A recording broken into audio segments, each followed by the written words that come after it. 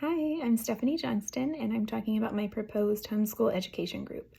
The idea for this group was actually birthed out of our own personal experience. My family serves as missionaries overseas, and we began homeschooling our three girls a few years ago out of necessity. And in the beginning, we faced a lot of opposition because it's not common in the place where we're serving. We're the only family homeschooling in our city and even in our province. But with time over the year, a few of my friends began to take notice and began asking questions. I'm really intrigued about homeschooling. And in spring of 2019, a few of them joined me in London for a home educators conference.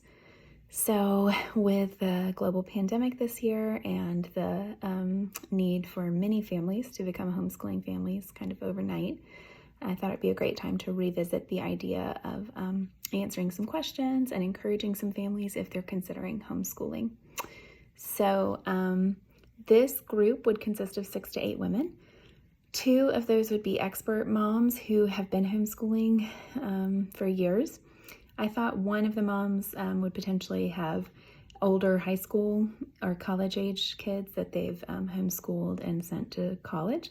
And then one would be for younger children so that the group members could get a good range of ages and experience. And then myself as the leader, and then 5 participants who are interested in potentially homeschooling their kids. I would lead the group, and then the experts would take turns sharing each week and would be available to answer questions and to meet with group members outside of group just to discuss any questions or if they do decide to homeschool, to then kind of help mentor them through that process. So we would meet 1 time a week for July and August. It's about 8 meetings. And we'd meet Thursdays at 4 p.m. Eastern Standard Time. It's 10 p.m. in Spain, and that's a good time there. Most of the kids are in bed because they're a little bit younger by 10 p.m. And we do a 60-minute Zoom call. So the pandemic didn't affect this structure of this group a lot because we would already be meeting over Zoom just because I'm currently in the United States. And the experts would be in the U.S., and then those interested moms would be in Spain. So like I said, the group would meet 8 times, and each meeting will include a time of education on a particular aspect of homeschooling. So we might talk about meeting the requirements for the country where you have residency. We might talk about a principle that we use a lot in homeschooling, beginning with the end in mind. So considering what your children want to do long term and kind of working backwards from there. And choosing curriculum. That's a really important topic that moms can feel overwhelmed with in the beginning and still can feel overwhelmed with. So the first meeting, for example, would begin with an introduction of the women, and they could share their ages of their children. And then after the intro, I would do a round, a word or phrase round, where I would say the word homeschool, and then they would answer with a word or phrase that they think of when they think of homeschooling. So I think this particular round would give me a good idea of some of the desires or concerns of the group, because, for example, if one mom were to say daunting and another mom were to say freedom, then I would know that they have different desires and expectations for the group and going into the group. So I'd take note of their answers and also watch the other Zoom participants on the call to see if they're nodding in agreement or watch their body language. This is something I've learned during this course, and also I observed it in the AA meetings that I attended. I found the leader would often say, raise your Zoom hand or raise your physical hand if you're in agreement, and I just thought that was a great way to encourage participation and to kind of make sure that everybody stays checked in through the whole meeting, especially since we're meeting over the internet. It can be kind of challenging to not be in person and having to focus on each other. So I liked that level of engagement. So after this round, I would share a quote from Ansley Arment's book, The Call of the Wild and Free. I think that book works as a great vision cast for homeschooling moms. It really kind of empowers you and helps you realize that no one cares more about your kids and desires better for their future than you do. So I think that would be a great inspiring read. And then I would talk about how they can personalize the homeschooling experience to their child, and that they are uniquely gifted to educate their children because they're the people who know their children best. So I would also share that with support and faith in themselves, and in my case, faith in God, you can confidently make a plan for your child's education. So then I would transition to one of the experts sharing how they got started.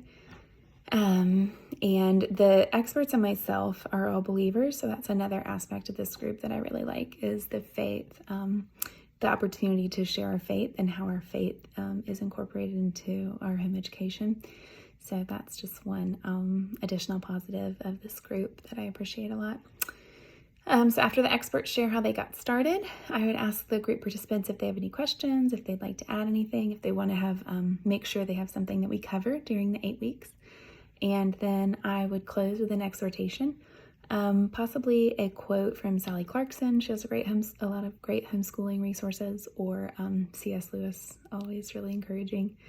And I love the idea of incorporating some literature in the group because that's such a big part of homeschooling for me. And I think it just encourages them that you can, add literature, you can add anything, your own personal experience and talents into your home educating.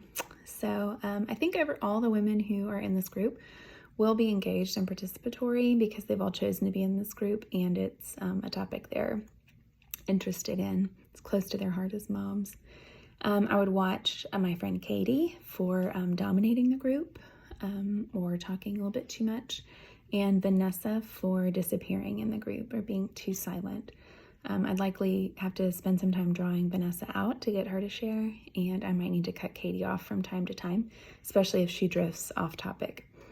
To the group as a leader, I think I bring my strong relational skills and experience and passion. I've led a lot of groups in the past, and I've learned to navigate difficult situations and how to go off script if I need to. From this class, I think I've learned that I need to watch the group participants really carefully and watch for body language, not just look at the speaker, but really be taking a look at the entire group. And I think great practice for that will be over this form of online group because I can see everybody at once just on my screen. But I also like the idea of linking people together based on the body language that I observe. And not maybe in this group particularly, but going forward, I think I've also learned more about how conflict can be useful in a group. I tend to be a peacemaker as a group leader, and so I try to resolve and negotiate conflict. And I really liked watching our video. I really liked watching the Coreys and how they allowed the tension and really let the conflict build to determine what was underneath and to see growth as a group. So I learned a lot about that. And then I think the biggest challenge from the group would be just seeing people take a next step. I would really want to see them move forward from this group. And I think I can educate them on homeschooling and inspire them, but for them to take action, I would just have to manage my expectations of what that looks like going forward for them. And I love this. I loved this assignment. I love this idea for the group. And I think I will actually go ahead and do this group moving forward. I really had been considering it for a while, and having to do this assignment made me think through what the group could look like, and seeing my friends, we've been talking weekly anyway, and so just seeing them navigate and negotiate this season, dealing with the stress and fear surrounding the pandemic, and then also the overwhelm of trying to home educate following the school system. I would just love to provide them with maybe a different option, and maybe it's time for them to try this, especially while their kids are all young and they have a little bit of freedom in their education. So I'm really thankful for this class. I'm thankful for the things I've learned, and I can't wait to rewatch. I think I'll just keep rewatching that video from the Coreys. It was really helpful and probably my favorite element of this class. So thanks so much for listening.